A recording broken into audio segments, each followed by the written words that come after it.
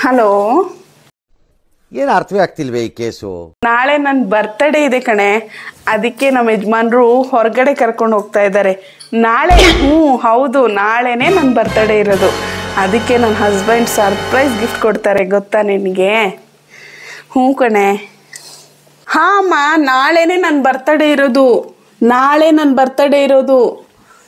ಹಾಂ, ನಾಳೆ ನನ್ನ ಹಸ್ಬೆಂಡು ಕ್ಯಾಂಡಲ್ ಲೈಟ್ ಡಿನ್ನರ್ ಕರ್ಕೊಂಡು ಹೋಗ್ತಾ ಇದ್ದಾರೆ.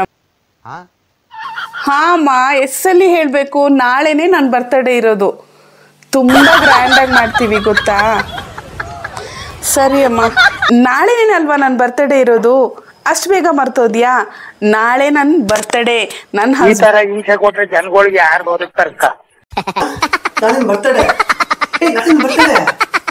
ಅಯ್ಯೋ, ನಾಳೆ ಬರ್ತಡೆ.